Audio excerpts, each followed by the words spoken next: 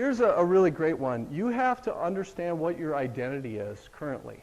How do you see yourself? When you think about yourself, when I was growing up, and then as I got a little bit older, people have always known me as the fitness guy, the health guy. And that was my identity, and it always has been. I can't ever picture myself getting old and decrepit, not being able to move well, because I have a really strong identity of where I want to be. And we have a current client. He's lost almost 50 pounds now. And when we were shooting one of his testimonial videos, he said, you know what, I got to get a new identity because I was always the big guy. Does that make sense? Right? So in your head, if you grew up and you were always the big guy and you have that in your head and you're playing that record constantly, you're going to struggle because you're going to lose weight and then your brain's going to say, you know what, I got to reel you back in because you know what, you're the big guy. Very powerful stuff, guys. The psychology in this is critical, and you have to understand that every message you give your body is being absorbed at a subconscious level. You're playing that record over and over and over. So you have to create sometimes a new identity for yourself. And then you're going to follow through with who you think you are. I guarantee it. If you say, you know what, I can't. I just did a consultation with a lady the other day, and she said, you know what, I just don't have the self-discipline. I just can't seem to follow through with things. Well, listen to how you're talking. She is going to constantly, unless she scratches that record and plays a new message to her head, she's always going to struggle. And for her, when I told her that, it was kind of an aha moment for her. She's like, whoa, I never thought of that. So it's really, really critical stuff, guys, that we master our psychology as much as we do our physiology. So ask yourself, what are you capable of? I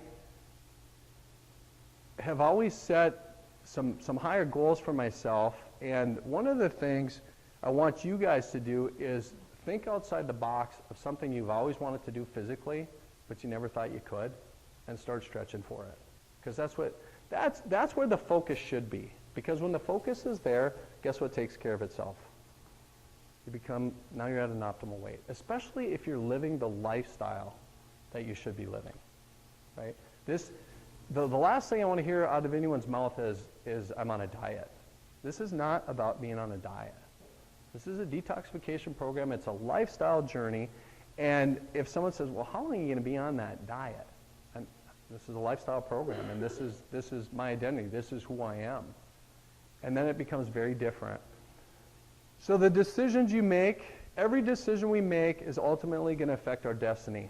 Think about the decision you made to work for who you're working for right now, or to who you married. And I feel sorry for you, Sandra, because you married Mark, but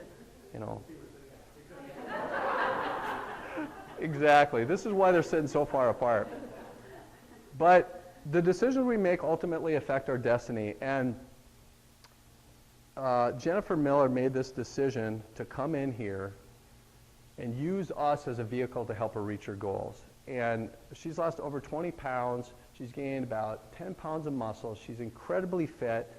But she also made a decision to share her results and her progress with a friend who has now lost almost 60 pounds. Her husband's lost almost 50. So collectively, they've lost over 100 pounds together.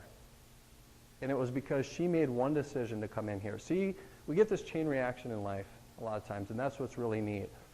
And then what does that do for Jennifer? It inspires her because now her friend is also inspiring. I believe Kelly's inspiring you now. I mean, she's got an amazing story, and it's because of you. You're the one who said, hey, I want to share this with you, and then she did the rest. So we can only give guidelines, and we can only give encouragement. The rest comes to you guys, and that's all about, how you rewire your brain. So remember to raise your standards. As soon as you raise your standards, everything changes. When I get to a certain point, I'll be like, oh my gosh, I just had a pizza and I had this whole big thing of chocolate chip cookies or a whole bag of chocolate almonds, and I mean a whole bag of chocolate almonds. And it's like my set point is, my threshold point is very low. So sometimes people are like, well, I screwed up, I'll get on track next week. Get on track the very next meal, right? Have a low threshold. Start lowering that threshold and have a greater expectation for your physiological changes. So, unfortunately, we looked at the budget and $10 million prize was not in our budget for this contest. However, if I said every one of you guys who follows this program to the letter, we'll give you $10 million, how many think you could follow it to the letter? You think you could? Okay. So, do you see what I'm saying? This is about not making excuses, right? This is about not having an expectation of perfectionism, Adrian. So we have to make sure that you guys, for the 21 days, really, as much as we can, we want to be perfect. Because the more perfect we are. It's good, better, and best. Good, better, and best. We always want to make the best choices. But if someone's like, you know what, I need a baked potato, then have a baked potato. Or I need protein a little bit sooner, then have protein. Unless you want to win. But if you're struggling, don't fall off the wagon. Just figure out what we need to do to modify it and move ahead. All right. Does the psychology make sense? Does it make sense why this is important? Okay. Hippocrates once said, let food be your medicine, let medicine be your food. Okay, if you think about that, nothing can change your physiology more than food. Nothing. So we have to make sure we are talking about changing your physiology. Nutrition is always number one. Okay? No McDonald's, no TV dinners, no Pop-Tarts, no soda, no sugary sports drinks. There was none of that back in the day of Hippocrates, right? So we didn't have to worry about those decisions. Now, do people eat for nutrition or do they eat for convenience? Hey, we're all busy, right? We've got a full-time job. We've got 2 or 3 kids. We're moving them here. We're moving them there. It's tough. But you know what? If it's worth it, if there's $10 million at stake, you'll do it, right? Well, guess what? Your body's worth a lot more than $10 million. If I said, Tammy, I'll give you $5 million if I can take your arm and one of your legs, would you do it? You didn't have to think very hard, did you? Think about how you value your body when you ask a question like that. But most people, they shove some of that stuff under the rug. And it's like, well, I'll get on track later. Guys, seize the moment, seize the day. Always. And then live your life in terms of excellence, not perfection. So, foundation of your body lives or dies. It's really it boils down to 2 things. Cellular health is a nutritional deficiency or a toxicological equation. Okay? Those are the 2 things that really create your health foundation. Either you're nutritionally deficient or you're toxic somehow. Okay? So by really focusing on this detoxification program, this is a great springboard for not only terrific weight loss, but better energy, better hair, skin, nails, better vibrancy. When we did the challenge last year, you could really see in people's face how everything changed. And that was really neat to see. So your pH controls the speed of your body's biochemical reactions. Acid pH is hot and fast, alkaline pH is slow and cool. Does anyone know what your pH should be? Well, first of all, what should your body temperature be? Approximately 98.6. What about a blood pressure, optimal blood pressure, ballpark?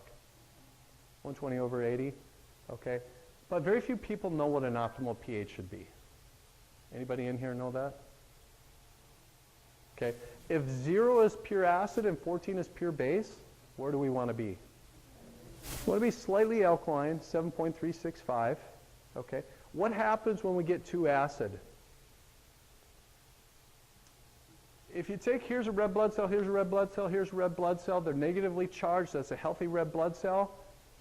If you start introducing acid, whether it's by an inverted way of eating, living, thinking, all these things that produce acid, if I'm consuming a lot of sugar, it's like, here's a positive charge, here's a negative charge, what's going to happen with a positive and negative electrical charge? Opposites attract. So the cells start clumping together, it's something called agglutination. So you have a decrease in oxygenation to the cells. That's when symptomologies will manifest.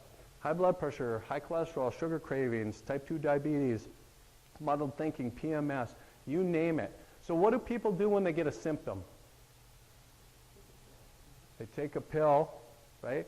What do they do if a symptom is manifesting and you're establishing a symptom and you have a symptom on a regular basis and you are just taking a pill? It's like putting duct tape over your check engine light, right? It's like, oh, check engine light's on, duct tape over it. Anybody in here change your oil?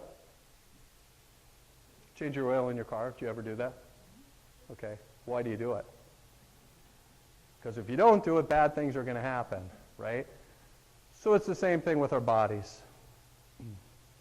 Society in general, they're exhausted, burned out, quick to anger. If you think about this, people today, they're skipping breakfast, they're slamming down a Java, they're driving on the freeway, someone pulls them off, and they go into road rage, right? Because people are way on the acid side. Their adrenals are stressed out to the max. Their capacity to handle stress is limited. And so as we balance our body, our capacity to handle stress is significantly higher. Our energy's better. Our skin is clearer. And we're able to maintain our weight. If you're not eating right for your chemistry, all that will shift. What should we be eating every day? Minimally processed whole foods. Okay? If you eat stuff from a box, bag, or wrapper, you're not going to win the game, guys. Not going to win the game. So the power of one, you think about how many ingredients, I mean, just think about this. How many ingredients in asparagus? How many? One. How many ingredients in broccoli, Jennifer Lervick? One. I'm gonna throw a curveball at you, Joe. How many ingredients do we have in Brussels sprouts? Very good. You passed the test. The power of one, guys. If you look at foods from a box, bag, or wrapper, sometimes there's 20 ingredients and 90% of them you can't pronounce. That is a recipe for moving your physiology in the wrong direction. Your physiology is always changing. We're either moving in a positive direction or we're moving in a negative direction, right? So there's metabolic consequences to every single thing you stick in your mouth, right? If I have a cookie and I have a soda, what's that going to do? Is it going to bring me closer to or further away from an optimal physi? So further away. So that's if you ask yourself the question when you're eating something, is this going to bring me closer to or further away from my goal? Simple, okay? How do you trigger fat-burning hormones? I'm going to go through the fat-burning hormones, but I want to share with you first the obesity trends. This was in 1985. The white represents no data. The light blue represents less than 10%, and the darker blue represents 10 to 14%. So this is 25 years ago, right? So look at that. And as the years go by, you can see the changes. More and more states now at 10 to 15%. Now we're at 15 to 20%. More and more. Now we're at over 20%. Now we're at over 25%. 30%.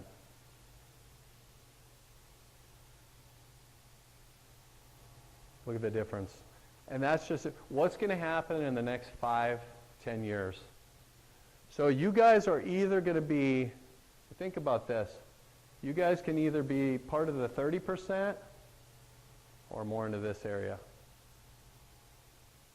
So that's what you got to think about. It's pretty overwhelming when you look at where we're at as a society. It's staggering. Problem gets worse every year, and it really boils down to people eating for convenience, not nutrition. How many people pack their food and bring it to work? Okay, good. That's what you want to do, because if you're not prepared, you're going to make the wrong choice. If you don't control your blood sugar, you're going to make the wrong choice. So it's about preparation and really identifying through the course of your day, I've got this schedule, I have to make sure I'm prepared. And the more prepared you are, the better you're going to do.